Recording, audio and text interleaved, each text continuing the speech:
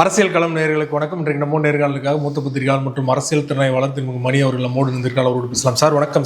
Sir வணக்கம்.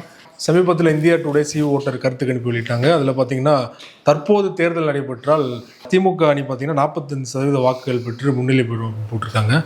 ஏற்கனவே 2024 நாடாளுமன்ற தேர்தல் 47% வாங்கியிருந்தாங்க. அது வந்து 2% தான் குறைந்திருக்கு. இன்னொரு பக்கம் என்டிஏ அணி பார்த்தீங்கன்னா 41% வாங்கியிருந்தது 33% குறையுன்னு போட்டிருக்காங்க. இந்த கருத்து கணிப்புகளை எப்படி பார்க்குறீங்க சார்? இது லோக்சபாக்கானது சார். இது வந்து mood of the nation India Today வந்து 6 மாதங்களுக்கு ஒரு முறை, வருடத்துக்கு 2 முறை எடுப்பாங்க. பிப்ரவரி ஆகஸ்ட்ல எடுப்பாங்க. இது அசம்பிளிக்கானது அல்ல. இன்னைக்கு பார்லிமெண்ட் எலெக்ஷன் வந்தாலும் தமிழ்நாடு 40 சீட்டு யூபிஏ இந்தியா கூட்டணிக்கு தான் கொடுக்கும், பிஜேபியை முறியடிக்கும், தூக்கி எறியும் என்பது ஒரு குழந்தை கூட தெரிஞ்ச அரசியல். அதனால் இதில் புதுசாக எதுவுமே கிடையாது. இதை சட்டமன்றத்துக்கான கருத்து கணிப்பாக தயவு செய்து எடுத்துக்கொள்ள வேண்டாம். உடனே எப்படி கேட்குறாங்க, 45% 33% பெரிய அளவில் மாறுமான்னு. பெரிய அளவில் மாறுவதற்கு வாய்ப்பு குறைவை நான் ஏற்றுக்கொள்கிறேன். ஆனால் மாறாது என்று உறுதியாக சொல்ல முடியாது.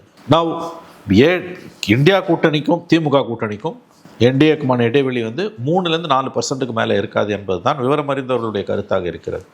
அப்படி பார்க்கும்பொழுது போட்டி கடுமையானதாக இருக்கும். இன்னும் சொல்லப்போனால் இன்னும் 2 மாதங்கள் இருக்கிறது. ஏப்ரலில் தான் நமக்கு எலெக்ஷன். அதனால் இந்த கருத்து கணிப்பை திமுக கொண்டாடுவது என்பது அவர்கள் தாங்களே திருப்திப்படுத்திக் கொள்ளக்கூடிய ஒரு காரியம் நான் பார்க்குறேன். குறைந்தபட்ச அறிவு நேர்மை இல்லாமல் திமுக சார்பு ஊடகங்கள் இதை அசம்பிளி தேர்தலுக்கான கருத்து கணிப்பு என்று சித்தரித்து, கிட்டத்தட்ட அப்படி சித்தரித்து விவாதங்களை நடத்துவதும், இந்த கருத்து கணிப்புக்கு மாற்றாக கருத்து வைப்பவர்களை இழிவாக பேசுவதும் ரொம்ப மட்டமான கீழ்த்தரமான ஒரு புத்தியும் தான் நான் பார்க்குறேன். ஒரு விவாதம்னா அதில் மாறுபட்ட 2 கருத்துக்கள் மோதணும், அதுதான் விவாதம். ஒரே கருத்தை எல்லாரும் சொல்லணும், மாறுபட்ட கருத்து சொல்கிறவன அத்தனை பேரும் ஆங்கர் உட்பட ஏறி மிதிப்பாங்கன்னா இதை விட ஒரு கேவலமான ஜேர்னலிசம் எதுவுமே இருக்க முடியாது. தமிழ்நாட்டில் கிட்டத்தட்ட அப்படி தான் மாறிப்போச்சு. திமுக சார்பு ஊடகங்கள்லையும் திமுக காரர்களாக நடத்தப்படுகிற ஊடகங்கள்லையும் நடந்த விவாதங்கள் அப்படித்தான் இருக்குது. ஒரே ஒருத்தர் மாறுபட்ட கருத்தை சொல்கிறாரு ஒரு குறிப்பிட்ட தொலைக்காட்சியில், அவர் அத்தனை பேரும் சேர்ந்து அடிக்கிறாங்க. இத்தனைக்கும் அவர் ஒன்றும் பெருசாக மாற்றி எதுவும் சொல்லலை. அவர் இந்த 12%ன்றது கண்டிப்பாக இருக்காது. அசம்பிளிக்கானதுன்னு வரும்போது 3-4% தான் இருக்கும். போட்டி கடுமையாக இருக்கும். இத்தனைக்கும் அவர் சொல்கிறாரு டிஎம்கேக்கு தான் எட்ஜ், முன்னணியில் திமுக இருக்குது, 2வது தான் என்டிஏ வருது. அப்போ இந்த கருத்து கணிப்போட பேசிக் ஃபைண்டிங்காக அவர் குறை சொல்லலை, அதை ஏற்றுக்கிறார். அவர் இது பார்லிமெண்ட்டுக்காக இருந்தாலும் அசம்பிளியில் என்ன பெரிய மாற்றம் வரப்போகுதுன்னு ஆங்கர் கேட்கும்போது அவர் சொல்கிறது வந்து 12% கண்டிப்பாக இருக்காது, 3-4% தான், போட்டி கடுமையாக இருக்கும். அவர் சொல்லுகிறார், நான் ஒப்புக்கொள்கிறேன், இது திமுக தான் வந்து லீடில் இருக்குது, அடுத்த இடத்துல தான் என்டிஏ இருக்குதுன்றார். போட்டி கடுமையாக இருக்கும்னு அதை சொல்ல விடாமல் அவரை இழிவுபடுத்தி இத்தகையவர்கள் வந்து உடனே விசிகாலேருந்து நம்முடைய நண்பர் ரவிக்குமார் வந்து இவர்கள்லாம் வந்து சேர்ந்து ஏதோ வந்து அதாவது போட்டி கடுமையாக இருக்குன்னு சொன்னது. இத்தனைக்கும் அவர் வந்து டிஎம்கே தான் லீடு, நம்பர் 2 தான் என்டிஏன்னு சொல்லிட்டு 12% கிடையாது 3-4% அப்படின்னும் போது அந்த பாயிண்ட்டையே மறுத்து இப்படிப்பட்டவர்கள் வந்து தில்லுமுல்லு பண்ணுறதுக்கு ஏற்பாடு பண்ணுறாங்க அப்படின்னு பேசுகிறாங்க. அதுக்கு ஆங்கரும் ஒத்து ஊதுறாரு. இது ரொம்ப கேவலமான ஒரு நடைமுறையாக மாறி போச்சு. உங்களுக்கு வந்து அவங்க கருத்தோட அடிப்படையில் ஒப்புக்கொள்ளுகிறவர்களை கூட அவங்க காரி உமிழ்கிறார்கள். எப்படின்னா வந்து நான் சொல்கிறத நீ அப்படியே கேட்கணும்.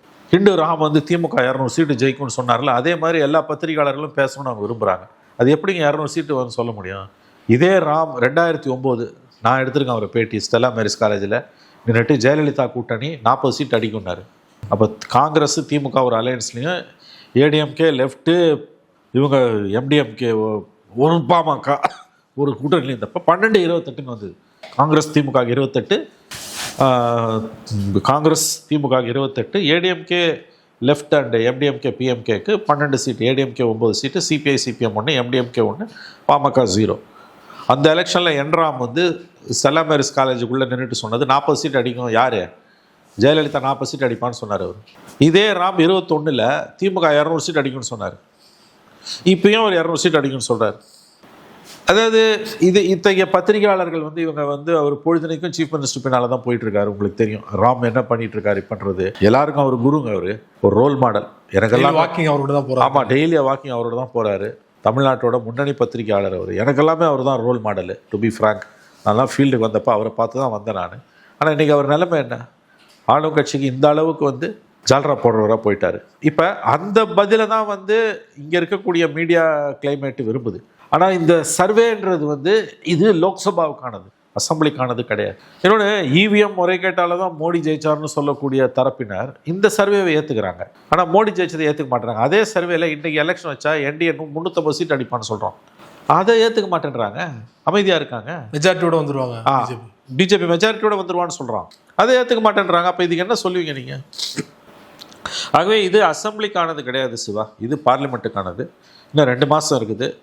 அன்பிரடிக்டபிள், போட்டி கடுமையாக இருக்கும். பட் நான் ஒத்துக்கிறேன், இது எட்ஜ் டிஎம்கே கூட்டணிக்கு தான் எட்ஜ் இருக்குது. நம்பர் 1 டிஎம்கே, நம்பர் 2 தான் ஏடிஎம்கே அலையன்ஸ் வரும்ன்றதுல எனக்கு சந்தேகமே இல்லை.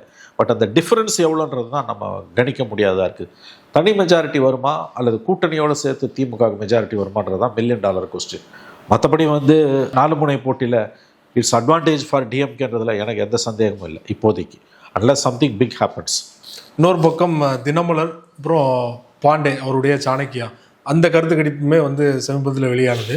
அதில் பார்த்தீங்கன்னா அப்படியே ஆப்போசிட், அவங்களுடைய அரசியல் நீங்கள் சொன்ன மாதிரி இப்போ இவங்களுக்கு என்ன ஒரு அரசியல் உள்நோக்கம் இருக்கோ அதே போல் அவங்களுக்கும் ஒரு அரசியல் உள்நோக்கம் இருக்குது, எல்லாத்துக்கும் தெரியும். அவங்க என்டிஏ தான் அதிகமான பெர்சன்டேஜ் பெற்று வெற்றி பெறும்னு அவங்க போட்டிருக்காங்க. இது எப்படி எடுத்துக்காங்க? அவங்களோட சாம்பிள் சைஸ் பார்த்தீங்கன்னா 4500 தான் ஓவராலாகவே. தினமலர் அண்ட் சாணக்கியாவை பற்றி நீங்கள் சொல்லும்போது அவங்களுக்கு ரொம்ப ஸ்ட்ராங் பொலிட்டிக்கல் ஒப்பீனியன் இருக்குது. அதனால் அவங்களுடைய சர்வேஸ் மேலே எனக்கு நம்பகத்தன்மை இல்லை. அவங்க இந்த அளவுக்கு அது உண்மையாக இருந்தால் கூட அதை தினமலரும் சாணக்கியாவும் சொல்கிறாங்கன்னு போது அதை நம்ப முடியாது. அவ்வளோ தூரம் களம் அப்படி இருக்கான்னு எனக்கு தெரியல. ஒன்று, யாருக்கும் மெஜாரிட்டி இல்லாத ஒரு இழுபறி வரப்போகுது, இல்லை திமுக ஸ்லைட் ரொம்ப ஸ்லிம் மெஜாரிட்டியில் மேலே உட்கார வாய்ப்பு இருக்குது. 4 முனை போட்டியில் என்டிஏ ஆட்சியை கைப்பற்றுவதற்கு கிட்டத்தட்ட வாய்ப்புகள் இல்லை என்று தான் நான் கருதுகிறேன். டிஃப்ரென்ஸ் ஃபேக்டர் எவ்வளோ ஓட் டிஃப்ரென்ஸ் அப்படிங்கிறதா அதை தான் பார்க்கணும்னு சொன்னீங்க இல்லையா மீனா? அதை விஜய் தான் தீர்மானிக்க போகிறார் இல்லையா? விஜய் 15% வாங்குவார் அப்படின்னு சொல்லிட்டு இந்தியா டுடே கருத்து கணிப்பில் போட்டிருக்காங்க. ஸோ அதுதான் டிசைடிங் ஃபேக்டராக இருக்கும். கண்டிப்பாக விஜய் ஃபேக்டர் 2 பேரையும் டிஸ்டர்ப் பண்ணுது. இன்றைக்கி நீங்கள் திமுக அண்ணா திமுகவில் இருக்கக்கூடிய எம்எல்ஏக்கள், போட்டி போடக்கூடிய தகுதி உள்ள எம்எல்ஏக்கள் கிட்ட போய் கேட்டிங்கன்னா அவங்க பயப்படுறது ஒரு ஆளை பார்த்து தான், விஜய் பார்த்து தான் பயப்படுறாங்க. ஏன்னா எப்படி ஓட்டு உடைய போகுது, எப்படி இதாக போகுதுன்னே தெரியல. ஸோ விஜய் ஒரு மேஜர் பிளேயர் இந்த எலெக்ஷனில். விஜய் தான் மேஜர் பிளேயர். இவங்க 2 பேர் யார் ஆட்சியை பிடிக்க போகிறாங்க, ஒருத்தர் தக்க வைக்கணும், ஒருத்தர் பிடிக்கணும். ஐ திங்க் இதை டிசைட் பண்ண போகிறது விஜய் தான். அவர் ஒன்றும் ஜெயிக்க போகிறது கிடையாது எனக்கு தெரிஞ்சு. அவர் வடைக்கிற ஓட்டால் வெற்றி தோல்வி தீர்மானிக்கப்பட போகுது. விஜய் களத்தில் இல்லைன்னா ஏடிஎம்கே ஜெயிச்சிடும் நான் நம்புகிறேன். விஜய் களத்தில் இல்லைன்னா ஏடிஎம்கே அலையன்ஸ் ஜெயிச்சிடும். ஆன்டி இன்கம்பன்சி கடுமையாக இருக்குது. அப்படி பார்க்கும்போது டிஎம்கேக்கு silver grace, saving grace Vijay அப்படி தான் தோணுது எனக்கு ஆஃப் லேட்டாக பார்க்கும்போது. பிரணாய் அடிக்கடி ஒன்று சொல்லுவாருங்க, இண்டெக்ஸ் ஆஃப் அப்போசிஷன் யூனிட்டி, ஐஓயூன்னு ஒரு தியரியை, ஃபேமஸ் தியரி. ஒரு அரசு 5 வருஷம் ஆண்டுட்டு மக்கள்கிட்ட போகும்போது மாநில அரசுகள் வெற்றி பெறணும்னா கண்டிப்பாக எதிர்க்கட்சி ஒற்றுமை அவசியம். எதிர்க்கட்சி ஒற்றுமை இல்லாமல் வெற்றி பெறுவது என்பது கடினம்னு சொல்லுவார் ஐஓயூ தியரின்றது. அந்த மாதிரி பார்த்திங்கன்னா இந்த முறை நிச்சயமாக தமிழ்நாட்டில் 4 முனை போட்டி என்பது இட்ஸ் அட்வான்டேஜ் டிஎம்கே. எந்த அளவுக்கு அட்வான்டேஜ்ன்றது தான் நம்ம கவலைப்படணும். கிளியர் மெஜாரிட்டியா இல்லை அலையன்ஸுக்கு மெஜாரிட்டியா? ஐ திங்க் தனியாவோ அல்லது அலையன்ஸோடு சேர்த்தோ திமுக அதிகாரத்தை தக்க வைத்து கொள்ளும் தான் நான் நினைக்கிறேன். It's very simple arithmetic. 4 உடையுது. விஜய் களத்தில் இல்லைன்னா ஐ திங்க் ஆட்சி மாற்றம் உறுதி. அப்படி தான் எனக்கு தோணுது. விஜய் உடைக்கிறது யார் ஓட்ட? டிஎம்கே ஓட்டை எடுத்தாலும் அதிகமாக உடைக்கிறது ஆன்டி இன்கம்பன்சி ஓட்டை தான் உடைக்கிறார். It's advantage DMK. நம்மளே சில மாதங்களுக்கு முன்னாடி பேசும்போது பார்த்தீங்கன்னா விஜய் அவர்களை திமுக மட்டும்தான் அட்டாக் பண்ணுறாங்க. ஒருவேளை நாளைக்கு கூட்டணி போலேன்னா ஏடிஎம்கே பிஜேபி அட்டாக் பண்ண ஆரம்பிச்சாங்கன்னா விஜய் எப்படி எதிர்கொள்ள போகிறார் அப்படிங்கிறது பேசியிருந்தோம். இப்போ பார்த்தீங்கன்னா அது நடந்துருச்சு. விஜய் 3 முனையில இருந்துமே அட்டாக் பண்ணிட்டு இருக்காங்க, சீமானை சேர்த்து. ஸோ அது எப்படி அவர் எதிர்கொள்ள போகிறாருன்னு நீங்கள் நினைக்கிறீங்க இந்த சுச்சுவேஷனில்? எல்லாரும் சேர்ந்து ஒருத்தர் அடிக்கும் போது அவருக்கு என்ன பரிதாபம் தான் கூட. அவருக்கு இதெல்லாம் எந்த விதத்துலையும் அவரோட வாக்குகளை ஒன்றும் பாதிக்காது. பட் அவர் உடைக்கிற ஓட்டால் யாருக்கு லாபம் தான் நம்ம கேட்கணும். அவர் எதை பற்றியும் கவலைப்படல, நீ என்ன வேணால் பேசுகிறாரு. அவர் அவங்க கட்சிக்காரங்களும் கவலைப்படல. It's interesting factor. என்ன நடக்க போகுதுன்னு நமக்கு தெரியல. கண்டிப்பாக ஓட்டை உடைக்கிறாரு. அவங்களோட ஆன்லைனில் 1,30,00,000 உறுப்பினர்கள் பதிவு செஞ்சுருக்காங்க. ஆதார் அண்டு ஓட்டர் ஐடி போட்டு டூப்ளிகேட் கிடையாது இதில். ஸோ 1 கோடி பேருக்கு மேலே அவங்க 1,30,00,000 பேர் பதிவு செஞ்சுருக்கும் போது அதில் ஒரு 70%, 60%. நேஷ்னல் ஆவரேஜ் 60லேருந்து 65 தான். 60% போகலான்னா கூட அது 75 லேக்ஸ் ஓட்ஸ். 75 லேக் ஓட்ஸ் யார் ஓட்லேருந்து பிரிஞ்சு எடுக்கிறாங்க? அது யாருக்கு அடி வாங்க போகுது? என்னுடைய புரிதலில் சிவா இது ஆன்டி இன்கம்பன்சி ஓட்டை உடைக்குது. 1989 கதை ரிப்பீட் ஆகும்னு தோணுது. 4 முனை போட்டி 13 வருஷம் பொறுத்த கலைஞர் ஜெயஜெயன் ஆட்சிக்கு வந்தார். திமுக தனியாக, காங்கிரஸ் தனியாக, மூப்பனார் தனியாக நின்று தன்மானம் காப்போன்னு காத்து டெபாசிட் போய் உட்காந்தாரு. ஜே அணி ஜா அணின்னு தனியாக பிரிஞ்சுது. 4 முனை போட்டு அழகாக திமுக ஸ்வீப் பண்ணிட்டு வந்தது. ஒரே மாதத்தில் 2 மதுரை கிழக்கு மருங்காபுரியில் இடைத்தேர்தல் வந்தது. 2 ஃபேக்ஷனும் ஒன்றா சேர்ந்து ஜானகம்மா அரசியல் விட்டு போய் ஏடிஎம்கே 2 சீட்டு ஜெயிச்சுது. அடுத்து 10 மாதம் பொறுத்து வந்த பார்லிமெண்ட் எலெக்ஷனில் அதிமுக காங்கிரஸ் கூட்டணி 39 சீட்டு ஜெயிச்சாங்க. 4 கார்னர் ஃபைட்டுன்னு இப்போ வரும்போது எனக்கு 89 தான் ஞாபகம் வரும். என்டிடிவி கான்க்ளேவ் தமிழ்நாட்டில் நேற்று நடைபெற்றது. முதல்வர் ஸ்டாலின் முதல் எதிர்க்கட்சித் தலைவர் எடப்பாடி பழனிசாமி அவர்கள் வரை நேரடியாக போய் கலந்துக்கிட்டாங்க. இன்னொரு புறம் பார்த்தீங்கன்னா மாலையில் என்டிடிவி சேனலில் ஒரு பரபரப்பான ஒரு அறிவிப்பு. முதல் முறையாக தேசிய ஊடகமான என்டிடிவியில் விஜய் அவர்கள் ஒரு பேட்டி கொடுத்துருக்காரு அப்படின்னு சொல்லிட்டு. தாப்பாண்டியன் அவர்கள் வந்து ஒரு அப்போலோ ஹாஸ்பிட்டல் போகும்போது ஜெயலலிதா அவர்கள் பார்த்தீங்களான்னு கேட்கும்போது ஜெயலலிதாவை பார்த்தவரை பார்த்தேன். அந்த மாதிரி என்டிடிவியில் வந்து விஜயிடம் பேசினவரிடம் பேட்டி எடுத்திருக்காங்க. இது எப்படி எடுத்துக்கிறீங்க, எப்படி பார்க்குறது இதை? விஜயோட அரசியல் வினோதமான அரசியல் என்பது மீண்டும் மீண்டும் நிரூபிக்கப்பட்டு கொண்டிருக்கிறது. இந்த லட்சணத்தில் அவங்க விஜயோட பேட்டி நேஷ்னல் மீடியாவில் எக்ஸ்க்ளூசிவ் அப்படின்னு வேறு அவங்க விளம்பரப்படுத்திட்டாங்க. ஸோ நான் அதை பார்க்கல, இன்று காலையில் தான் நான் அதை கேள்விப்பட்டேன். பட் பார்த்தவர்கள் அனைவரும் உடனடியாக அது விஜய் அவர்களே நேரடியாக பேட்டி கொடுத்துருக்கிறாருன்னு தான் அந்த எண்ணம் தான் வந்திருக்கிறது. அப்புறம் பார்த்தா அவர் அவங்க ஆசிரியர் குழுவுடன் பேசியிருக்கிறார். அந்த ஆசிரியர் குழுவுடன் பேசியது அந்த ஆசிரியர் அவங்களுடைய செய்தியாளரிடம் பகிர்ந்து கொள்கிறார். இது என்ன மாதிரியான ஜேர்னலிசம்னு எனக்கு புரியல. இது கடந்த காலங்களில் இப்படி ஒரு அரசியல்வாதி இருந்ததே கிடையாது. உங்களுக்கு ஒன்று நீங்கள் பேட்டி கொடுங்க, இல்லை கொடுக்காம இருங்க. அவங்களோட இன்னொன்று அது வந்து தொலைக்காட்சி, அது கேமராவில் பதிவு பண்ணணும், பிரிண்ட்டு கிடையாது. இப்போ இதுவே வந்து இந்தியன் எக்ஸ்பிரஸுக்கு கொடுக்குறாரு, ஹிண்டு கொடுக்குறாரு, டைம்ஸ் ஆஃப் இந்தியா கொடுக்குறாருன்னா கேமரா தேவையில்லை, ஃபோட்டோ கூட தேவையில்லை. அவங்க பேட்டி அவங்க எடுத்து அப்படியே பப்ளிஷ் பண்ணுவாங்க. இது தொலைக்காட்சிக்கு வந்து அவங்க பேட்டி கொடுக்குறாரு, கொடுத்தவங்க அவர் இப்படி சொன்னாருன்றாங்க, அதை பிரிண்ட்டாகவும் அவங்க பதிவு பண்ணுறாங்க. அவங்க பேட்டி கொடுத்தாருன்னு அவங்க அதை சொல்கிறாங்க. அவங்க நம்ம எல்லாரும் வந்து வீடியோவில் பேசியிருப்பாருன்னு தான் எதிர்பார்த்துருப்போம். ஏன்னா அது அடிப்படையில் அது ஒரு காட்சி ஊடகம். அது விஜய் முதன்முறையாக அவங்கக்கிட்ட பேசியிருக்காருன்ற அளவில் அது முக்கியமான விஷயம், நான் மறுக்கல. அது ஃபஸ்ட் டைம் அவர் இன்ட்ராக்ட் பண்ணியிருக்காரு. ஏன்னா இது கற்பிதம் அல்ல, பொய் அல்ல, இது கற்பனையாக தான். நேரம் அவர் பக்கத்துலேருந்து விளக்கம் வந்திருக்கும், நிச்சயமாக பேசியிருக்காருன்னு தெரியுது. ஸோ ஃபஸ்ட் டைம் அவர் இன்டர்வியூ கொடுத்துருக்காருன்னு தான் நம்ம எடுத்துக்கணும். சொல்லப்பட்ட விஷயங்கள் தான் முக்கியமானவை. அவர் கேமரா முன்னால் பேசுகிறாரோ இல்லையோ தெளிவாக சொல்கிறாரு, நான் கிங் மேக்கர் கிடையாது, நான் தான் கிங்குன்றாரு. என்னது ரோல் மாடல்னு ஜெயலலிதா, கருணாநிதி, எம்ஜிஆர் உட்பட சொல்கிறாரு அவர். வழக்கம் போல் அவருடைய அப்புறம் ஜனநாயகன் படத்தை பற்றி பேசும்பொழுது இந்த சிக்கல் வரும்னு நான் எதிர்பார்த்தேன்னு சொல்கிறாரு. ப்ரொடியூசர் நிலைமையை நினச்சி நான் வருத்தப்படுறேன்றாரு. கரூர் சம்பவத்தை நினச்சி நான் வருத்தப்படுறேன்றாரு. அவ்வளோதான், ரொம்ப ஷார்ட்டாக தான் இருக்குது அது. அதை தாண்டி எவ்வளோ நேரம் அவங்க பேசினாங்க, இவங்க பப்ளிஷ் பண்ணது எவ்வளோ, ஆஃப் த ரெக்கார்டு வேறு என்ன சொன்னார் என்ன நமக்கு எதுவுமே தெரியல. தெளிவுபடுத்தி ஆஃப் த ரெக்கார்டு தானே சார், இன்டர்வியூ ஆஃப் த ரெக்கார்டாக இருக்குது. இதெல்லாம் என்ன, இது அப்படியே ஆன் கேமரா பேசிட்டு போகலாமே. இந்த கான்க்ளேவில் எடப்பாடி பழனிசாமியும் பேசினார், மு.க. ஸ்டாலினும் பேசியிருக்காங்க. இவரும் உட்காந்து பேசிட்டு போயிருந்துருக்கலாம். மாற தனியாக பேசியிருக்காரு இவர். ஆகவே இன்னமும் அந்த கூச்சம் அவரை விட்டு போகல, அந்த இன்ஹிபிஷன்ஸ் அவரை விட்டு போகல. எத்தனை நாளைக்கு இது தொடரும் என்று தான் நமக்கு தோன்றுகிறது. வெளிப்படையாக அவங்களுக்கு ஆதரவானவங்களை கூப்பிட்டு ஒரு ப்ரிப்பேர்டான ஒரு கொஸ்டின் ஆன்சர் நீங்கள் கொடுத்து கொடுப்பாங்க இல்லையா, அந்த மாதிரி கூட விஜய் கொடுக்கறதுல என்ன தயக்கம் நீங்கள்? அதுதான் எனக்கும் புரியல. ஏன்னா இவங்களும் ஃப்ரெண்ட்லியாக தான் இருந்திருப்பாங்க. விஜய் வந்து ஒரு விஷயத்த நம்ம ஒத்துக்கணும், உங்களுக்கு பிடிக்குதோ பிடிக்கலையோ விஜய்க்கு இன்றைக்கி ஹியூஜ் பாப்புலாரிட்டி இருக்குது. எல்லா மீடியா ஹவுஸும் நேஷ்னல் மீடியாவிலேருந்து லோக்கல் மீடியா வரைக்கும் விஜய் பேட்டி வேணும்னா அதுக்காக எந்த எல்லைக்கும் போக தயங்க மாட்டார்கள். லைவ் வேணால் ரெக்கார்டடு தான், நாங்கள் சொல்கிற கொஸ்டின் தான் கேட்கணும், நீங்கள் இதெல்லாம் கேட்கக்கூடாது அப்படின்னு முன்னாடியே ப்ரிப்பேர்டு டெக்ஸ்ட்டை கொடுத்துட்டா கூட அந்த டெக்ஸ்ட்டில் இருக்க கொஸ்டின்ஸை மட்டும் கேட்டு விஜயோட பேட்டியை எடுத்து போடுறதுக்கு கிட்டத்தட்ட இந்தியாவின் அனைத்து முன்னணி ஊடகங்களும் தயாராக தான் இருக்குது. ஏன்னா யாருக்கிட்டையுமே பேசாத விஜய் யாராவது ஒருத்தர்கிட்ட பேசினார்னா அதுதான் வந்து நேஷ்னல் எக்ஸ்க்ளூசிவ், அது குளோபல் எக்ஸ்க்ளூசிவ். உலகம் முழுவதும் இருக்கக்கூடிய தமிழர்கள் பார்ப்பார்கள். அது அவரை சங்கடப்படுத்தாமல் தான் எந்த மீடியா ஹவுஸுமே முதல் பேட்டியை எடுக்க விரும்புவாங்க. அவரை சங்கடப்படுத்தி அவரை கஷ்டப்படுத்த விரும்ப மாட்டாங்க. ஏன்னா அது வந்து பிஸ்னஸ் கம்பல்ஷன். உங்களுக்கு வந்து இப்போ விஜய் பேட்டி எடுக்கும் மைலேஜ் தானே கண்டிப்பாக. அதான் நான் சொல்கிறேன், காம்படேட்டிவ் ஜேர்னலிஸ்ட்டில் வந்து அது வந்து இன்றைக்கி வந்து போட்டி போட்டுக்கிட்டு இருக்கக்கூடிய ஜேர்னலிஸ்ட்டில், அதுவும் இது எலெக்ஷன் டைமில் விஜய் ஒரு ஊடகத்துக்கு பேட்டி கொடுக்குறாருன்னா எந்த எல்லைக்கும் அவர்கள் போவாங்க, எவ்வளோ செலவு கூட பண்ணுவாங்க. அதுக்கு வந்து எங்கே போய் பேட்டி எடுக்கிறதா இருந்தாலும் எடுப்பாங்க.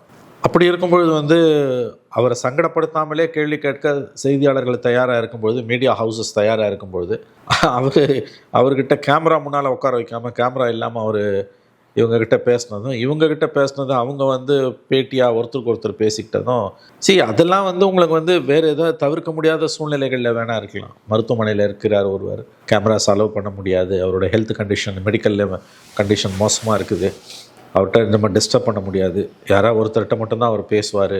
அந்த மாதிரி நேரத்தில் இப்படிப்பட்ட இன்டர்வியூஸ் எடுத்துகிட்டு அதை வெளியில் வந்து பகிர்ந்தால் கூட பரவாயில்ல. அவர் நல்லா இருக்கார், இன்னைக்கு உடல் நலம் நன்றாகத்தான் இருக்கிறது. எடப்பாடியும் ஸ்டாலினும் போகும்போது இவர் கான்க்ளேவில் போய் உட்காரதுல என்ன பிரச்சனை?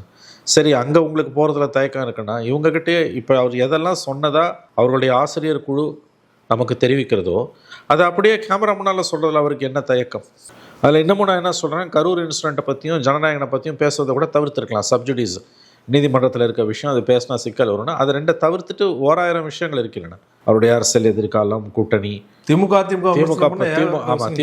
ஆட்சியோட அவலங்கள், திமுக ஆட்சியோட சாதனைகள், அதிமுகவோட கூட்டணியை முறிஞ்சது, ஏன் கூட்டணியை போக முடியல, பிஜேபியை ஏன் எதிர்க்காமல் இருக்க, கொள்கை எதிரின்னு சொல்லிட்டு இந்த மாதிரி 1000 விஷயங்கள் இருக்குது. ஜனநாயகனையும் சிபிஐ விசாரணையும் கரூரையும் தவிர்த்துட்டு ஏகப்பட்ட விஷயங்களை அவருக்கு கம்ஃபர்டபுளான விஷயங்களையே கூட இவங்க கேட்டிருக்கலாம். அந்த ஒரு அரேஞ்சு இன்டர்வியூ கூட ஏன் அவர் ஒப்புக்கொள்ளவில்லை என்பது ஆச்சரியமாகத்தான் இருக்கிறது. குறிப்பாக நீங்கள் முன்னாடியே சொன்னது மாதிரி நீங்கள் கிங் மேக்கரான்னு கேட்கும்போது நான் கிங் மேக்கர்லாம் இல்லை, நான் கிங் தனியாகவே ஆட்சி அமைப்பேன். அதுக்கு உதாரணமாக பார்த்தீங்கன்னா என்னோட ரோல் மாடல்னு சொல்லிட்டு எம்ஜிஆர், ஜெயலலிதா, கருணாநிதினு சொல்லியிருக்காரு. இதில் அதாவது சேர்த்திருக்காரு இல்லையா, அதுதான் ஒரு டிபேட்டாக மாதிரி இருக்குது. கருணாநிதியை சொன்னார்னு இவர் சொல்கிறாரு, நம்ம நம்பணும். அதை கலைஞரையும் சேர்த்துக்கிறாரு. அவர் இது வரைக்கும் கலைஞர் அவர் மேடையில் பேசினது கிடையாது. எம்ஜிஆரையும் ஜெயலலிதாவையும் தான் சொல்லியிருக்காரு. கலைஞரையும் கருணாநிதியும் சேர்த்துக்கிறாரு. ஒரு அரசியல்வாதி என்கின்ற முறையில் அசாத்தியமான ஆளுமையும் உழைப்பு திறனும் கொண்ட ஒரு தலைவர் என்ற முறையில் கலைஞரை ரோல் மாடலை எடுத்துக்கிறதுல தப்பு கிடையாது. அது ஒன்றும் எனக்கு தெரிஞ்ச ஒரு பெரிய தவறு கிடையாது. எம்ஜிஆர், ஜெயலலிதா, கருணாநிதினும் போது 3 பேர்கிட்டையும் ஒரு ஒற்றுமை இருக்குது. அசாத்தியமான உழைப்பு, மனிதர்களை ஈர்க்கக்கூடிய திறமை, நாவன்மை எல்லாம் சேர்த்து அவர் சொல்கிறாரு. ஆனால் இவர் தன்னை அவர்கள் அளவுக்கு உயர்த்தி கொண்டு அவர்களை ஈக்குவலாக தன்னை சொல்வது என்பது இன்றைய தேதியில் நம்மை பொறுத்தவரையில் ஒரு மிகை மதிப்பீடாக இருக்குது. அவர் தன்னை தான் அச்சீவ் பண்ண போகிறத எப்பயுமே மனிதர்கள் ஒரு மனிதன் தன்னை எப்படி எடை போடுவான்னா, தான் எதை அச்சீவ் பண்ண போகிறானோ அச்சீவ் பண்ண போகிறத வச்சு தன்னை எடை போடுவான். ஆனால் இந்த உலகம் அவனை எப்படி எடை போடுனா, இது வரைக்கும் அவன் என்ன அச்சீவ் பண்ணியிருக்கானோ அதை வச்சு எடை போடும். அப்படி பார்க்கும்போது அரசியலில் அவர் ஒரு சிறு குழந்தை. அவர் தவழ கூட ஆரம்பிக்கல, இன்னும் தவழ ஆரம்பிச்சிருக்கு, அவ்வளோதான். இதில் அவர் எம்ஜிஆர், ஜெயலலிதா, கலைஞர் அவங்கள ரோல் மாடலாக எடுத்துக்கிட்டு தப்பு கிடையாது. ஆனால் நான் அவங்க மாதிரி சாதிச்சு காட்டுவேன், கிங் மேக்கர் இல்லை நானே கிங் அப்படின்றது எனக்கு தெரிஞ்ச இதெல்லாம் மிகை மதிப்பீடு என்று நான் நினைக்கிறேன். இந்த தேர்தல் முடிவுகள் அவருக்கு பாடத்தை கற்றுக் கொடுக்கும் நான் நினைக்கிறேன். இன்னொரு விஷயம் அவர் சொன்னதை நான் முக்கியமாக பார்ப்பது என்னென்னா, இணையத்தில் படித்தது, நேரில் அந்த ராகுல் கண்ணரோட இதை நான் பார்க்கல. நான் ஒரு தேர்தலை நம்பி அரசியலுக்கு வரவில்லைன்றார். அதாவது அதோட அர்த்தம் இதில் தோத்தாலும் நான் இங்கே இருப்பேன். அப்போ ஃபஸ்ட் டைம் எலெக்ஷனில் ஜெயிக்கிறதுக்கு வாய்ப்பு குறைவுன்றது அவருக்கு தெரிஞ்சிருக்கு. I am going to stay ஹியர்ன்றார். நான் சினிமாவை விட்டுட்டேன், இனிமேல் எனக்கு அரசியல் தான் இல்லைன்றார்.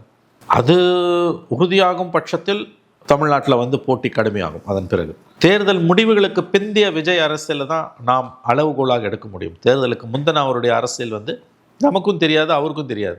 அவருக்கு இவ்வளோ ஹியூஜ் க்ரௌட்ஸ் வருது, அது அப்படியே ஓட்டா மாறுமா நமக்கு தெரியாது, ஓட்டா மாறாதுன்னு நம்ம சொல்ல முடியாது. ஆனால் அப்படியே மாறினாலும் முதல் தேர்தலையே அவரால் ஆட்சியை பிடிக்கிற அளவுக்கு இடங்களை வெல்ல முடியுமானா அதுக்கு வாய்ப்பு மிக மிக குறைவுன்னு தான் நான் பார்க்குறேன். ஆகவே அரசியலில் அவருடைய உறுதித்தன்மை, தொடர்ந்து அரசியல் இருப்பாரா என்பதெல்லாம், ப்ளஸ் அவரோட பொலிட்டிக்கல் கேரக்டர் பற்றி நம்மளோட அசஸ்மெண்ட் கூட இப்போ எவ்வளோ தான் நம்ம எடை போட்டாலும் சரியாக இருக்காது. அது தேர்தலுக்கு பிறகு, இந்த தேர்தல் முடிவுகளுக்கு பிறகு கண்டிப்பாக அவர் ஆட்சிக்கு வரப்போவதில்லை, ஏன்னால் அது உறுதியாக சொல்ல முடியும். இவங்க 2 பேரில் ஒருத்தர் தான் வரப்போகிறாங்க. அதன் பிறகு அவருடைய அரசியல் எப்படி இருக்கிறது என்பதை பொறுத்து தான் நாம் அவருடைய பாலிடிக்ஸை எடை போட முடியும். இந்த பேட்டி சில விஷயங்களை தெளிவுபடுத்தியிருக்கு. அதாவது நான் அதை பார்ப்பது மறைமுகமாக அவர் தோல்வியை ஒப்புக்கொண்டு விட்டார், தோல்விக்கு தயாராக இருக்கிறார். ஒப்புக்கொண்டு விட்டார் நான் சொல்ல மாட்டேன், தோல்விக்கு தயாராக இருக்கிறார், எதிர்கொள்ள தயாராகிட்டார். ஏன்னா அவருடைய அந்த ஒரு வார்த்தை, நான் ஒரு தேர்தலை நம்பி அரசியலுக்கு வரவில்லை என்பதோட அர்த்தம் இந்த தேர்தலை நான் தோத்தாலும் ஜெயித்தாலும் நான் அரசியல் விட்டு போக மாட்டேன் அப்படின்னும்போது, தோற்றாலும் ஜெயித்தாலும் போது வெற்றி, இது ரெண்டுமே 50 பார்ட் ஆஃப் த கேம், எது வேணால் நடக்கலான்றது தெரியுது. மேபி அவருடைய உள்ளுணர்வுகளை தெரிஞ்சிருக்கலாம், முதல் தேர்தலை வெற்றி பெற வாய்ப்பு குறைவு என்பது கூட தெரிஞ்சிருக்கலாம், அல்லது தெரியாமல் அவருக்கு மிகை மதிப்பீடு கூட இருக்கலாம். பட் நான் என்ன ஆனாலும் போகமாட்டேன்றதை அவர் வெளிப்படுத்துகிறார். அப்போ ரிசல்ட் எதுவானாலும் அதை தாங்கிக்க தயாராக இருக்காருன்னு தான் அர்த்தம். பட் இவருடைய இந்த ஆளுமை சிக்கல்கள் இதெல்லாம் அரசியலுக்கு எந்த அளவுக்கு ஒத்து வரும்? இப்போ எலெக்ஷன் இன்னும் இந்த ஜனவரி முடிஞ்சிச்சு, இன்னும் பிப்ரவரி 1 மாதம், மார்ச் ஃபர்ஸ்ட் வீக்கில் நோட்டிஃபிகேஷன் ஏப்ரலில் ஒரு 20 நாள் நாமினேஷன் ஃபைல், அப்புறம் 15 days கேம்பெயின், அதன் பிறகு போலிங் டே. அது வரைக்கும் அதில் அவருடைய பங்களிப்பு என்ன நம்ம பார்க்கணும். 2 தலைவர்களும் இவர் ஸ்டாலினும் எடப்பாடியும் தமிழ்நாடு பூரா குக்கிராமம் வரைக்கும் போய் பிரச்சாரம் பண்ண போகிறாங்க. இவர் அப்படி போக முடியுமா? இவரால் தெருவாக போக முடியுமான்ற கேள்விகள்லாம் இருக்குது உங்களுக்கு. ஸோ எலெக்ஷனரிங்கன்னு சொல்லக்கூடிய அந்த பிரச்சார காலத்தில் அவருடைய நடவடிக்கைகளை நாம் உன்னிப்பாக கவனிக்க வேண்டியிருக்குது. அவரை பற்றிய புரிதல் நமக்கு இன்னும் துல்லியமாக வருவதற்கு அதுவும் உதவும். எப்படி பார்த்தாலும் இந்த பேட்டி ஃபர்ஸ்ட் டைம் ஒரு பேட்டி கொடுத்துருக்காரு. அது பேட்டின்னு கன்வென்ஷனல் செல்ஸில் சொல்ல முடியாட்டியும் பேட்டி எடுத்தவங்களே பேட்டி எடுத்திருக்காங்க. வினோதமாக தான் இருக்குது. தமிழக அரசியலே வினோதமாக தான் போயிட்டு இருக்குது. அதில் இது அப்புறம் நிறைய புதுசாக நடக்குது. விஜய் வந்த பிறகு நிறைய புதுசாக நடக்குது. ஆகவே இது ஒரு முக்கியமான டெவலப்மெண்ட், அதில் சந்தேகம் இல்லை. அவருடைய ஆளுமை பற்றிய சில புரிதல்கள் நமக்கு கிடைக்க ஆரம்பித்திருக்கின்றன. தோல்வி வந்தாலும் அதை எதிர்கொள்ள தயாராட்டாருன்னு விஜய் அவர்கள் சொன்னதை நீங்கள் சொன்னாலுமே இந்த தேர்தலில் அவர் முயற்சி பண்ணார். எல்லா இடத்துக்கு போய் பிரச்சாரம் பண்ணி அதிமுக கடுமையாக எதிர்த்து பாஜக எதிர்த்து பிரச்சாரம் பண்ணி தோல்வி அடைந்தால் கூட பரவாயில்ல. அவர் எதுவுமே பண்ணாமல் தோல்வியை நான் ஒற்றுக்கொண்டேன், அடுத்த இதில் தேர்தலில் பார்க்குறேன்னா, ஒருவேளை திமுக வெற்றி பெற்று அசுரபலத்தோடு வந்தனா இப்பயே ஒன்றும் பண்ணாதவர் சில தொகுதிகள் வெற்றி பெற்று அவரால் என்ன பண்ண முடியும்னு நினைக்கிறீங்க? அது கஷ்டம் இல்லையா? இதோட சிவா, நீங்கள் ஒரு விஷயம் புரிஞ்சுக்கோங்க. மனிதர்களை நம்ம அப்படி ஒரே ஸ்கேலில் அளந்துட முடியாது. இப்போ இருக்கக்கூடிய அவருடைய செயல்பாடுகளை வைத்து பார்க்கும்பொழுது உங்கள் கேள்வி நியாயமானது. அது என்ன, அந்த கேள்வியோட அர்த்தம் என்னென்னா, ஒருவேளை அவர் தோல்வி அடைந்து திமுக முழு பலத்துடன் திரும்ப அசுர பலத்துடன் ஆட்சிக்கு வந்தால் குடைச்சல் அதிகமாக இருக்கும், சேலஞ்சஸ் அதிகமாக இருக்கும். அப்போ அவர் தாக்கு பிடிப்பாரான்றீங்க. மேபி பிடிக்க மாட்டார் நம்ம சொல்ல முடியாது, தாக்கு பிடிக்கலாம். ஏன்னா எதிர்ப்புகள் தான் ஒரு மனிதனை வளர்க்கும். பட் இவர் அதுக்கு ஒத்து வருவாரா இல்லையான்றதெல்லாம் காலம் சம்மந்தப்பட்டது, அவருடைய ஆளுமை சம்மந்தப்பட்டது. நம்ம அதை இப்போ கணிக்க முடியாது. போஸ்ட் எலெக்ஷன் கண்டிப்பாக திமுக அதிமுக 2 பேரில் ஒருத்தர் தான் வரப்போகிறாங்க. இவர் வரமாட்டார், நான் உறுதியாக நம்புகிறேன். ஃபஸ்ட் எலெக்ஷனில் அப்படி வந்த பிறகு ஒருவேளை திமுகவே ஆட்சியை தக்க வைத்து கொண்டால் அதற்கு வாய்ப்புகள் அதிகம் தான் நானும் நம்புகிறேன். 4 கார்னர் ஃபைட்டில் அப்படி ஒருவேளை அவர்கள் ஆட்சியை திமுக தக்க வைத்துக் கொள்ளும் பட்சத்தில் விஜயோட அரசியல் எப்படியாக இருக்கும் என்பது நாம் இப்பொழுது கணிக்க முடியாது. அவர்கிட்ட ஏதோ ஒரு கன்விக்ஷன் இருக்குது, அது ஒரு உறுதித்தன்மை இருக்குது, தொடரணும்னு தான் அவர் விரும்புகிறார். ஒரு தேர்தலை நம்பி நான் வரலன்னு அவர் சொன்னதோட அர்த்தம் அதுதான். பட் அவருடைய போக்கை அவர் மாற்றிக்கொள்ளாத வரையில் அவருக்கு சிக்கல்கள் காத்திருக்கின்றன. 26 எலெக்ஷனில் ஒருவேளை அவர் தோற்று திமுக அதிகாரத்துக்கு வந்தால் அதுக்கு அடுத்த ஃபுல் 5 இயர்ஸ் அவர் அரசியல் பண்ணணும். எப்படி பண்ணுவார் என்னன்றது நமக்கு தெரியாது. நடிக்க மாட்டேன்னு சொல்லிட்டாரு. அப்போ இது கண்டிப்பாக அது டஃப் ஃபைட்டு தான் இருக்கும். அதை நம்ம எப்படியெல்லாம் அது போகும்ன்றதை நம்ம இப்போ யூகிப்பது கடினம். இந்த பிப்ரவரி வந்தால் விஜய் அவர்களுடைய கட்சி தொடங்கி 3வது ஆண்டு வரப்போகுது. விஜய் அரசியலில் கரூருக்கு முன்னாடி கரூருக்கு அப்புறம் 2ஆக பிரிக்கலாம். கரூருக்கு முன்னாடி விஜய்க்கு இருந்த சப்போர்ட் கரூர் இன்சிடென்ட்க்கு அப்புறம் இருக்குன்னு நினைக்கிறீங்களா? இல்லை, சப்போர்ட் பேஸில் ஒன்றும் குறையிலன்னு தான் தோணுது. பட் ஸ்லைட் டிப் 3% டிப் இருக்குன்னு அவங்க ஆதவர்ஜுனா அவரோட டீம் சொல்கிறதா தகவல் வருது. ஓகே, கரூர் சம்பவத்துக்கு பிறகு அவருக்கு டிப் ஆகலை. கரூர் சம்பவத்துக்கு பிறகு அவருடைய ஆதரவு குறையில, மாறா கூடி இருந்தது. அவர் பழிவாங்கப்பட்டார், சதி வேலை நடந்துச்சுன்னு தான் பெரும்பாலான மக்கள் கருதினார்கள். இன்னும் சொல்லப்போனால் அந்த 41 குடும்பங்களில் ஒரு குடும்பம் கூட அவரை குறை சொல்லவில்லை. பட் இப்போ ஆஃப்லேட்டாக வரக்கூடிய தகவல்கள், கடந்த 1 மாதமாக ஈரோடு கூட்டத்துக்கு பிறகு வரக்கூடிய தகவல்கள், குறிப்பாக ஜனநாயகன் படத்துக்கு ஸ்டே கொடுத்தது, சிபிஐ விசாரணைக்கு அவர் அப்பியர் ஆகிட்டு வந்தபொழுது இந்த 1 மாத காலத்தில் இருக்கக்கூடிய சுச்சுவேஷன் அவருடைய ஆதரவில் ஒரு 3% டிப்பாக இருக்கின்றாங்க. இது உண்மையாக இருக்கும் பட்சத்தில் அடுத்த 2 மாதங்கள் அது ஃபர்தராக டிப் ஆகுதுன்னா அவருக்கு கடினம். அது கரூர் இன்சிடென்ட்லேயே குறையாதது இந்த ஈரோடு மீட்டிங்க்கு அப்புறமோ இந்த ஜனநாயகன் சிபிஐ பிரச்சனைக்கு அப்புறமோ எதனால குறையுது? பல விஷயங்கள் அவர் ஸ்டாண்ட் எடுக்க தயங்குறது ஒரு காரணம். பிஜேபியை எதிர்க்காத ஒரு காரணம், திருப்பரங்குன்ற மாதிரியான இஷ்யூஸில் மௌனம் காப்பது ஒரு காரணம், 100 நாள் வேலை திட்டத்தில் வாய் திறக்காத ஒரு காரணம். அது இதெல்லாம் சிறிய அளவில் இருக்கலாம். பொதுவாகவே மக்கள் ஏதோ ஒரு ஏமாற்றத்தை அவரிடம் பார்க்கிறார்கள் என்ற ஒரு எண்ணம் வருகிறது. இப்போ நான் சொன்ன காரணங்கள் கூட பெரிய அளவில் இல்லாமல் இருக்கலாம். இன்ட்ரெஸ்டிங்லி கரூர் சம்பவத்துக்கு பிறகு குறையாத செல்வாக்கு சற்றே இப்பொழுது குறைய ஆரம்பித்திருக்கிறது. சஸ்டைன் பண்ணணுங்க. இப்போ அவரை பொறுத்த வரைக்கும் பாலிடிக்ஸே இல்லையே. பாலிட்டிஷியன் வித் லீஸ்ட் பாலிடிக்ஸ்னு ஆங்கிலத்தில் சொல்லுவாங்க. குறைந்த அரசியல் செய்து கொண்டு இருக்கக்கூடிய ஒரு அரசியல்வாதியாக அவர் இருக்கிறார். நீங்கள் பார்த்தீங்கன்னா பல பிரச்சனைகளில் அவருக்கு கருத்தே இல்லை. அவருடைய அரசியல் நடவடிக்கைகள் என்பவை மிக மிக சொற்பமானவையாக இருக்கின்றன. ஒரு அரசியல்வாதி என்பவன் 365 நாள் 24 மணி நேரம் இயங்கணும், ப்ரெஸ்ஸுக்கிட்ட பேசணும். அது ஒரு மிகப்பெரிய குறை. மக்கள்கிட்ட உங்களுடைய இருப்பை நீங்கள் எப்படி தக்க வைக்க முடியும்னா மீடியா கிட்ட பேசுறது மூலமாக தான் தக்க வைக்க முடியும். அது 0. போராட்டங்கள், சாலை மறியல், உண்ணாவிரதம், ரயில் மறியல், இந்த மாதிரி பல பிரச்சனையில் கைதாகி சிறைக்கு போவது அல்லது கைதாகி விடுதலையாவது, அப்புறம் நீதிமன்றத்தில் போடக்கூடிய வழக்குகள், அரசியல் ரீதியாக இயங்கிக்கிட்டே இருப்பது, மக்கள் பிரச்சனைகளுக்காக தொடர்ந்து எதுவுமே இல்லை, லிட்ரலி இல்லை. அதில் இப்போ திருப்பரங்குன்ற மாதிரியான இஷ்யூவில் நம்ம பேசின மாதிரி ஸ்டாண்ட் எடுக்காமல் இருக்கக்கூடிய லக்ஸுரி அவருக்கு இல்லை. ஒரு தனி மனிதன், இப்போ ரஜினிகாந்த் அதில் கருத்து சொல்லாமல் போகலாம், அது தனி மனிதர், அதை யாரும் கேட்க முடியாது. விஜய் போக முடியாது, ஏன்னா இவரை பொலிட்டிக்கல் பார்ட்டி லீடர், நீ எப்படி போக முடியும்? இதெல்லாம் ஒரு டிஃபிகல்ட் சுச்சுவேஷன். கேட்டால் நாங்கள் பிஜேபி திமுக 2மே அரசு இந்த கதைலாம் வேணாம். இஷ்யூவில் உன் ஸ்டாண்ட் என்ன? நீதிமன்றம் உத்தரவிட்ட பிறகு தீபம் ஏற்றுமா வேணாமா? பதில் சொல்லு. பதிலே இல்லாமல் இருக்க முடியாது. அது மாதிரி அரசியலில் வந்து இருக்கக்கூடிய ஒரு சிக்கல், எல்லா பிரச்சனையிலும் உனக்கு ஏதாவது ஒரு கருத்து இருந்தாகும்.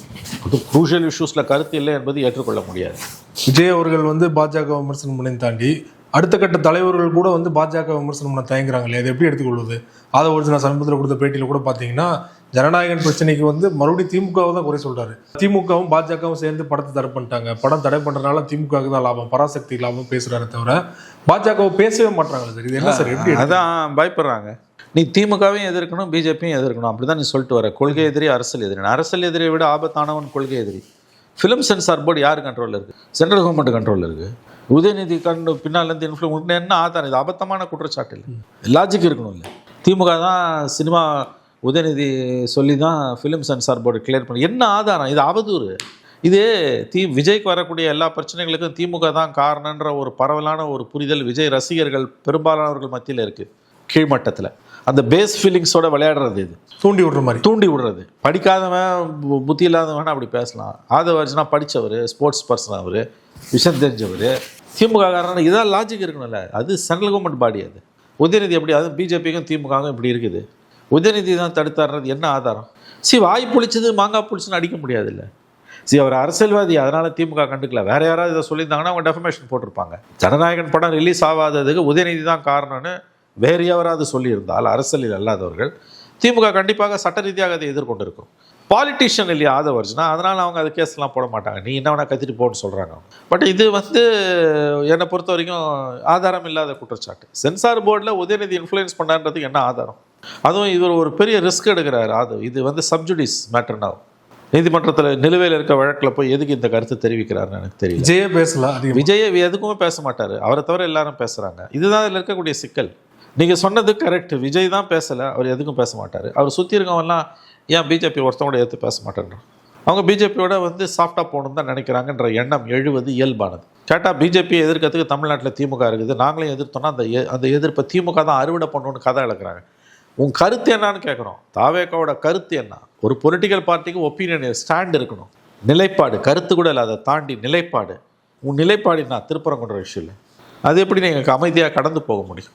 அதே போல் இந்த பேட்டிக்கு அப்புறமா பார்த்தீங்கன்னா என்டிடிவியுமே கடுமையாக விமர்சனம் பண்ணிட்டு இருக்காங்க. நீங்கள் அவர் கொடுக்குறேன்னு சொல்லிட்டு கூப்பிட்டு கொடுக்காத போது நீங்கள் வந்து வேணான்னு சொல்லிட்டு வந்திருக்கணும். நீங்கள் அதை வந்து பெருமையாக ஃபோட்டோ போட்டு நீங்கள் வந்து உங்களோட பர்சனல் பேஜில் போட்டால் கூட பரவாயில்ல, அதை என்டிடிவியில் வந்து பிரேக்கிங் நியூஸ் மாதிரி நீங்கள் போட்டு அதை ஏன் வந்து உங்கள் விளம்பரத்துக்காக பயன்படுத்திக்கிறீங்க?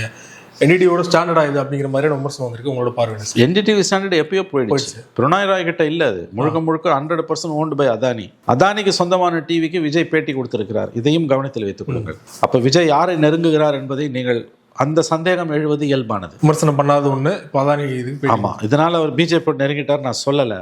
பட் இதை கவனத்தில் வச்சுக்கோங்கன்றான். 100% it is owned by Adani. Pranoy ராய்க்கும் அதுக்கும் எந்த சம்மந்தமும் கிடையாது. என்டிடிவியோட தரம் கீழே போனது எப்பயோ போயிடுச்சு. இது ஒரு அற்பத்தனமான ஒரு ஜேர்னலிசம். இது அவர் பேட்டி கொடுக்காதப்ப பேட்டி எடுத்தவன பேட்டி எடுத்து நீ போடுற. என்டிடிவியோட ஸ்டாண்டர்ட்ஸை பற்றி இங்கே பேச வேண்டிய அவசியமும் கிடையாது. அது என்றைக்கோ போயிடுச்சு, காலாவதி ஆகிடுச்சு. அந்த சேனல் நான் ஓன்டு பை அதானி. அதானிக்கு சொந்தமான சேனலுக்கு தான் விஜய் பேட்டி கொடுப்பாருன்னா அதில் உள்ள அரசியல் ஏதாவது இருக்கா என்ற சந்தேகம் எழுவது இயல்பானது. அவ்வளோதான். நம்பர் 1. நம்பர் 2, கண்டிப்பாக அது என்டிடிவியோ XYZ எந்த ஊடக நிறுவனம், எனி மீடியா ஹவுஸ், இது ரொம்ப அற்பத்தனமானது. இதை போய் பெரிய அளவில் பேசி ஒன்லைனராக போட்டு போயிருக்கலாம், ஸ்க்ரால் போட்டு போயிருக்கலாம்.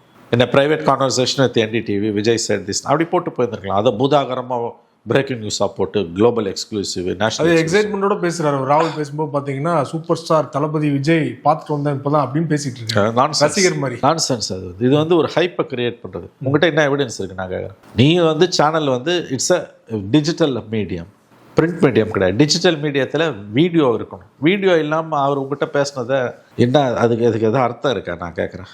அதுக்கு எந்த அர்த்தமும் இல்லை. அதுக்கு என்ன இன்றைக்கி இருக்க காம்படிட்டிவ் மீடியா வேர்ல்டில் வந்து டிஆர்பிக்காக பண்ணுற வேலை இது. அவ்வளோதான், வேற ஒன்றும் கிடையாது. இங்கே இருக்கிற தமிழ் ஊடகங்கள் இதை எப்படி எடுத்துப்பாங்க? நாள்தோறும் பார்த்தீங்கன்னா விஜய் வீட்டு வாசல்லே பார்த்தீங்கன்னா எல்லா கேமராவும் ஒரு யூனிட் போட்டிருக்காங்க, எல்லா சேனலோட யூனிட்டும். ஸோ அவங்க இதை எப்படி எடுத்துப்பாங்க? அவங்கள கூப்பிட்டு பேட்டி கொடுக்காம எப்படி? ஒன்று ஞாபகம் வச்சுக்கோங்க, இந்த மாதிரி நேஷ்னல் விஜய் மாதிரி ஒரு சூப்பர் ஸ்டாரு, நேஷ்னல் ஆம்பிஷன்ஸ், தேசிய கனவுகள், மாநில கனவு உள்ளவர், கூடிய வரைக்கும் அவங்க நேஷ்னல் மீடியாவை தான் என்கரேஜ் பண்ணுவாங்க. தமிழ் மீடியா கிட்ட வரமாட்டாங்க. ரீச் அவனுக்கு அதுதாங்க அதிகம். உங்களுக்கு கொடுத்தா என்ன வரப்போகுது? அது புரிந்து கொள்ளக்கூடியது. ஒரு ப்ரெஸ் கான்ஃபரன்ஸ் கூட அவர் நடத்தலை. அது மேற்கொண்டு அங்கே போய் இதை பற்றி பேசுகிறதுக்கு என்ன இருக்குது? ஒன்றுமே கிடையாது. அவர் ஒரு நேஷ்னல் லெவலில் அப்படி போகணுன்னு பார்க்குறாரு. அவர் NDTV, India Today, Times of India அந்த லெவலில் தான் அவரது போகும். லோக்கல் லெவலுக்கு அவர் வரமாட்டார். ஏன் வரலன்னு நம்ம ஒன்றும் உரிமையாக கேட்கவும் முடியாது, அவரோட உரிமை. நீ போடாத, தமிழ் மீடியா பாய்காட் பண்ணுது அப்படின்னால இறங்கி வர போகிறாங்க. எல்லா நேரமும் NDTV விஜய் பின்னால் வராது, ஆனால் லோக்கல் சேனல்ஸ் இருக்கும் எப்பயுமே. உங்கள் கையில் இருக்க ஆயுதம் இருக்குல்ல, இந்த ப்ளக்கை பிடுங்க, தானாக வரப்போகிறாங்க. நீ பிடுங்க மாட்டேன், நீ போய் காற்று தான் கிடப்ப. காற்று கிடக்கும்போது மரியாதை உனக்கு போயிடும், அவ்வளோதான். Very simple. மாலை அரசியல் தொடர்பாக பல்வேறு விஷயங்கள் என்னோட பண்ணி மிக்க நன்றி சார். நன்றி சார்.